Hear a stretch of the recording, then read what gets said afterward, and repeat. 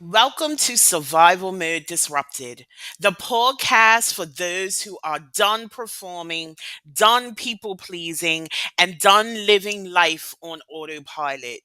I'm your host, Letitia, the Survival Mode Disruptor, and this is where we create disruptive, unapologetic transformations for those who are ready to exit survival mode and reclaim their power. Every episode is your permission slip to burn the rule book, break the cycle, and finally build a life that feels like yours. So let's disrupt everything that's holding you back and start living life on your own terms. Welcome to Survival Mode Disrupted. This is your trigger warning. This podcast contains unfiltered conversations about trauma, abuse, and survival. Discretion is advised. This is not therapy or medical advice, just real people sharing real stories. So please take care of yourself and pause if you need to. If this conversation hits home, grab the book Survival Mode Exit Plan, your raw, unapologetic blueprint to break free.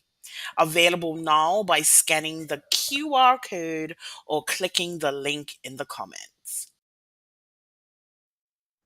Hello, hello, hello, and welcome back to another episode of Survival Mode Disrupted. This is your host, Letitia, the Survival Mode Disruptor. And today we have Kelly. Kelly, why don't you introduce yourself? Hello, so thank you for having me. I'm really excited to be here. My name is Kelly. I'm from South Wales, and I'm a marketer. I help business owners who are getting started or just beginning their journeys to use their personalities as their superpower to help them grow because we're all unique and we don't need to lower our voice. We don't have to change our voice. We just have to be us. So that's my mission to help you be you as you grow your business. So I'm here. I saw your podcast, and I'm here to tell you about my the reason how I'm a survival mode disruptor. So I used to work in Cardiff Social Services. So I started off in admin. I was made redundant and then applied for the council and got a job. So I worked there for 4 years as part of the admin team, and then I worked my way up through the council in adult social services. And then eventually then I was a social work assistant. So I was there for 11 years in total, and I got to a point then in 2019, end of 2019, I kept waking up every day, waking up at like 5 in the morning with like panic attacks, that dread, that, anxiety. I remember I did the Cardiff half marathon in the October. I'm running past County Hall where I used to work and just having like this massive panic attack at the thought of having to go into work the next day. So this carried on for months. I ended up going to the doctors, and the doctor said it's basically you've got work-related stress. The only options are basically to either to quit, which obviously, when you've got a child, a family, you can't just quit your job. I was a single parent, so I couldn't just quit because I had a family to look after. So I had a month off work and then thought, right, let's gonna go. I want to go back to work, see how I get on. Prior to this, I'd had depression before the past and before my son was born. So mental health to me was important to take care of it because I didn't want the depression to come back because I was now a mum.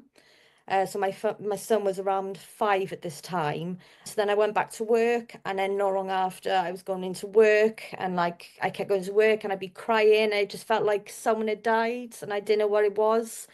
And then I just ended up then I just went in, and then 11 years I just handed in my notice in. I had no job to go to, so this was February 2020. I left, and then obviously we then had a massive worldwide global pandemic. So it's not a success story. I didn't go and quit a business and make £1 million. I didn't have a job for 6 months. So I had my son, so I had to homeschool my son, which, a lot of people were in the same situation as well. So, know the difficulties of it.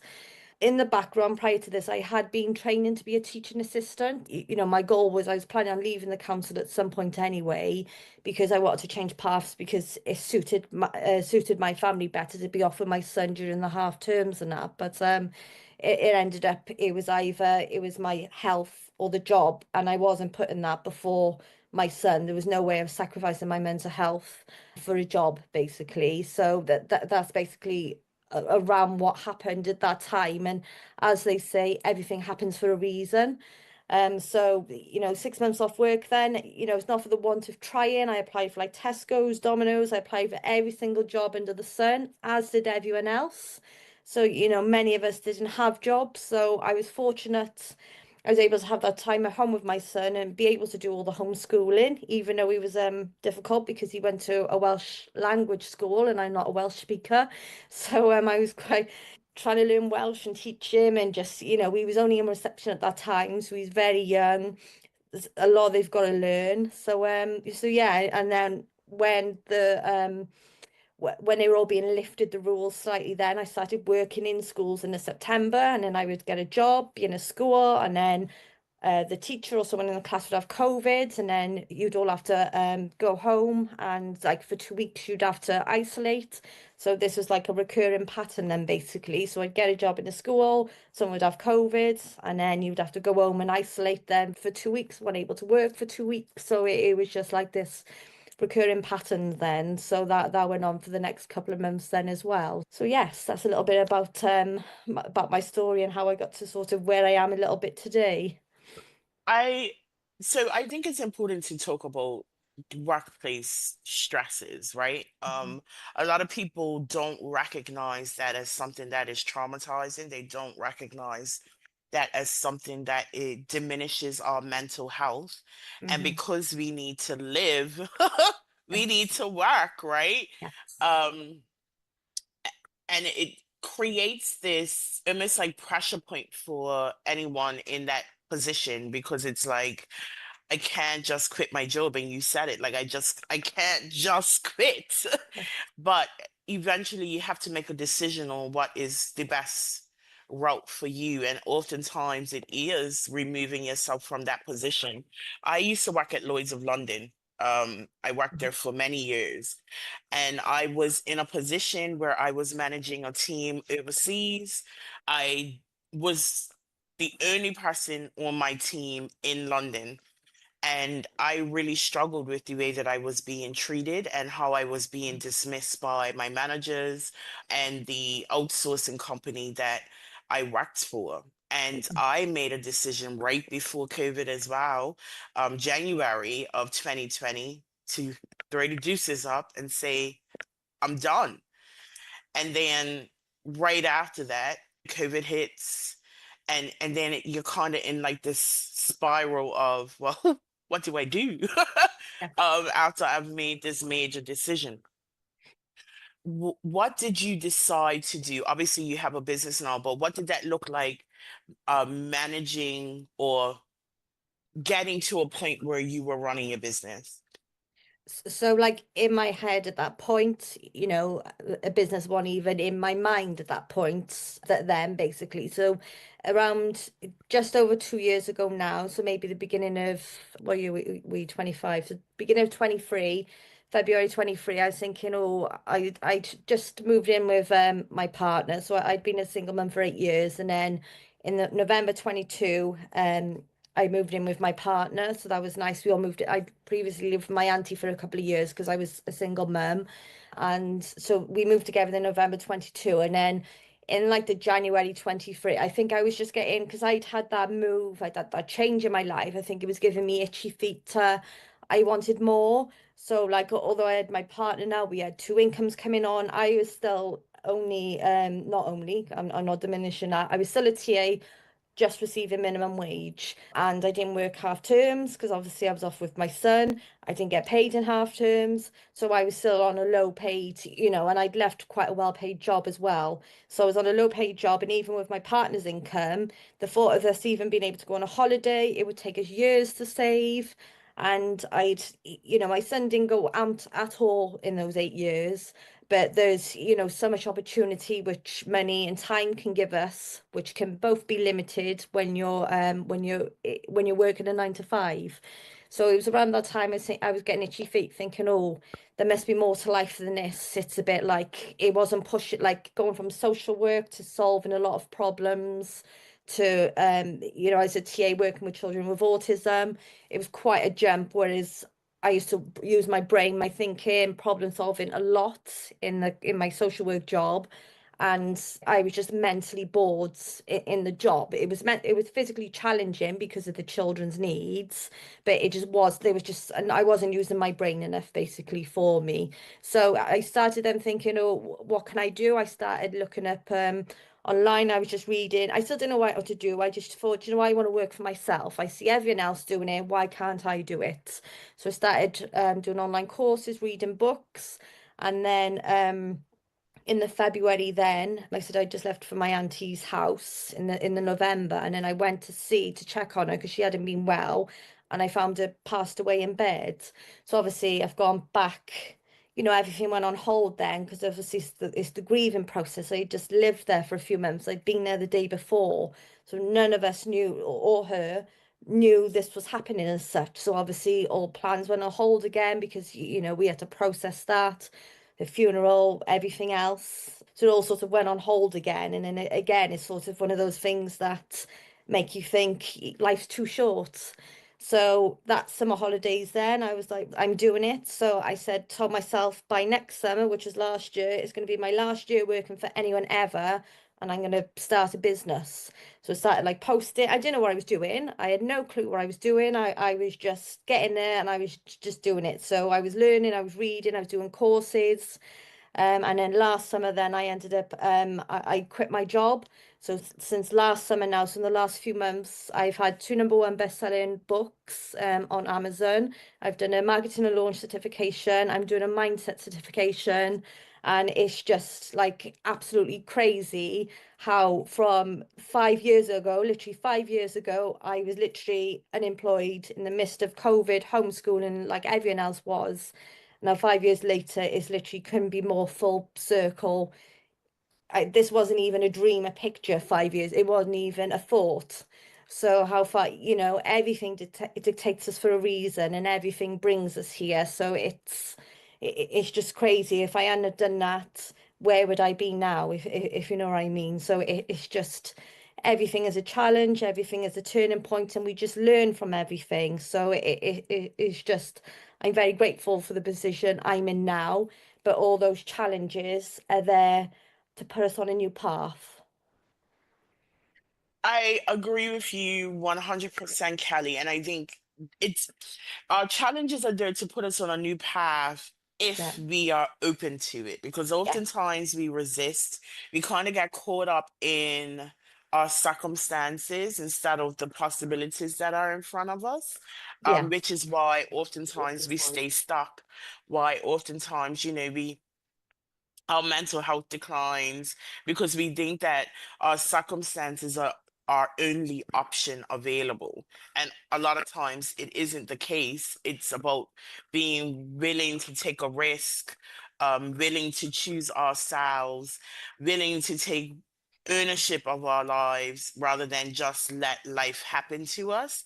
And I think it's a big deal when we do that and then actually reap the rewards. And you said, like, I'm not $1 million business owner, like, but the contrast, I'm sure, between working for the council, even working, as a teaching assistant, is a vast comparison to what it means for you to work for yourself and create a space for Yeah. you that works. It's not even the money, it's the freedom. So Hmm. like in January, my grandfather is 97, and like in January I went round and discovered him ill in bed. He'd been ill for a few days, no food, no drink. Called the doctor, he had a chest infection.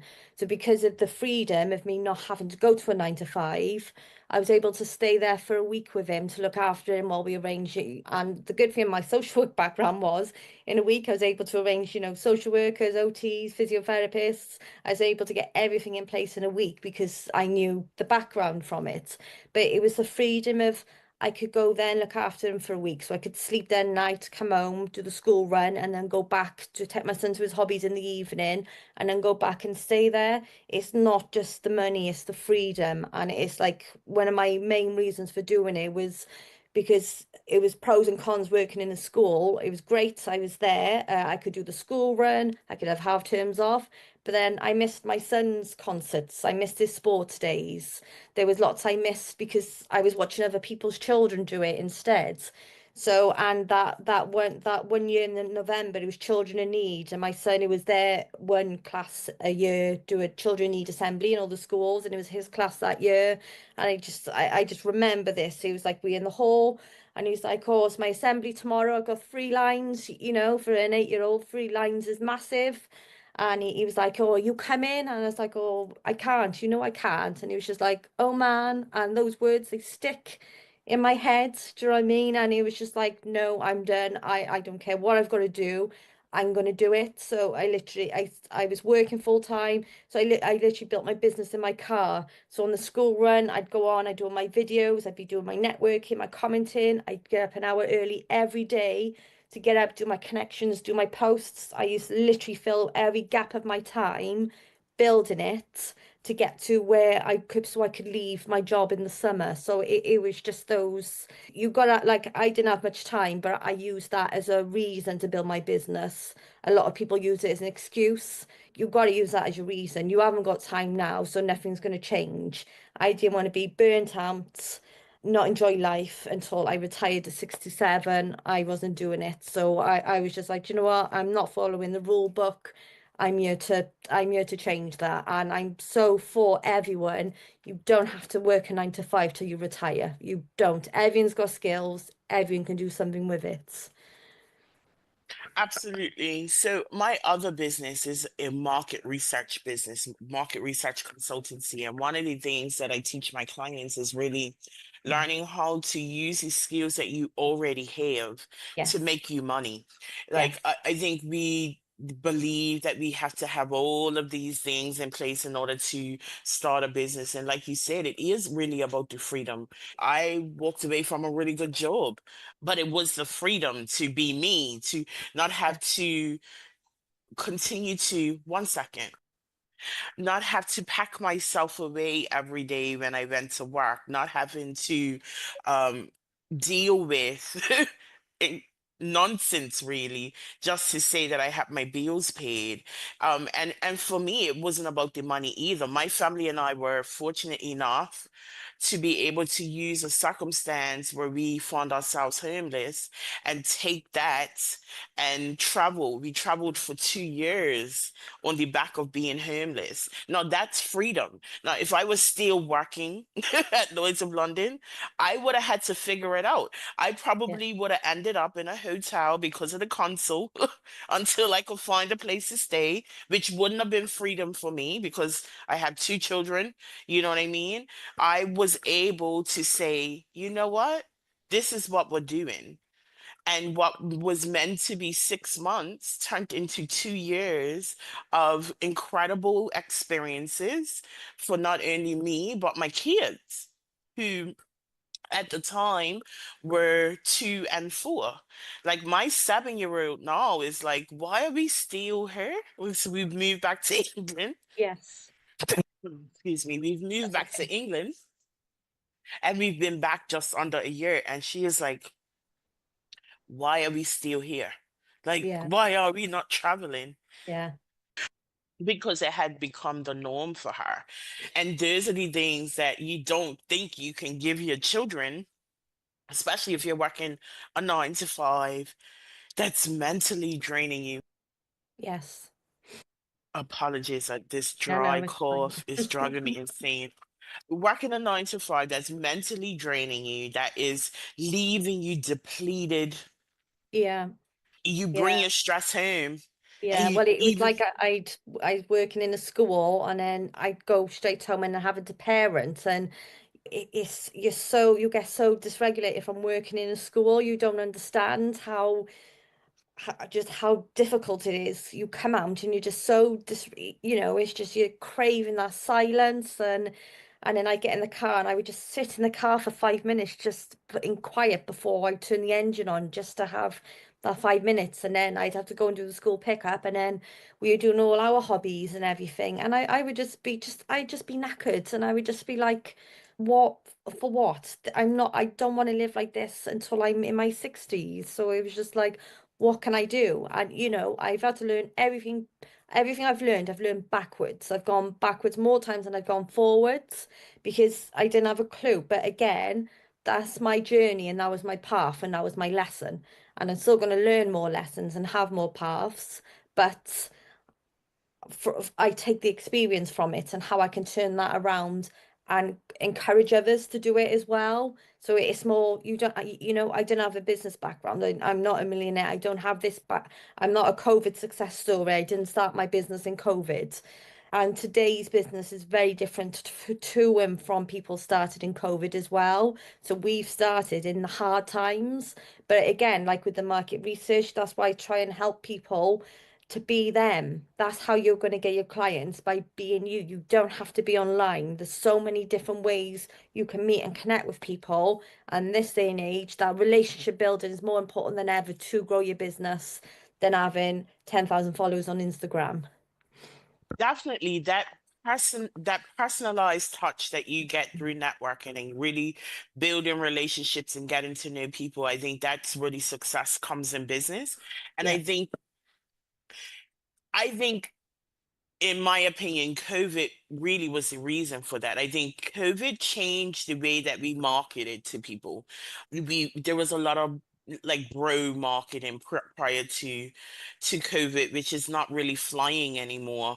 Like you yeah, really have to get to know your audience. You really need to get to know the people that you're looking to serve and be willing to put yourself out there authentically, right? yes, Like yes. It's got to be authentic now. authenticity right Yeah, now is really the key. Put yeah, yourself out there authentically and connect with people, build relationships. yeah. Um, and it really helps you go a lot farther. Yeah, and that market research is so important now. Like 5 years ago, you didn't need to do as much as you do now. So the Hmm. people that now have made five, six, seven figures from when they started 5 years ago, if they started now, it would be a completely different story for them. And that's why I'm trying to get the message out as well. When they started, it was different. The market's so big now. You need to learn how to market and you need to know how to sell. And they're not difficult tasks to do. You just got to put your effort. There's no point being a good writer, writing good copy, if you're talking to an ideal client avatar, which is still being advertised.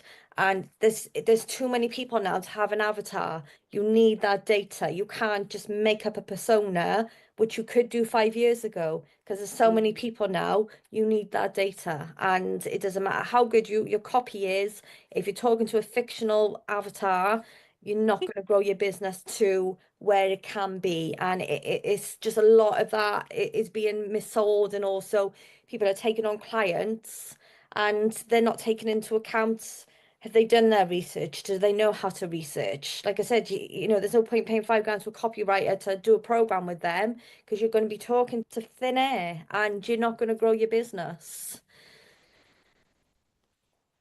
That is so key. I know when I came into this space in 2019, having spent many years in data analytics, and my very first business coach was like, you need to know where your ideal client eats, and you need to know what type of magazine she buys, and you need to know this, like what type of stuff she listens to on the radio.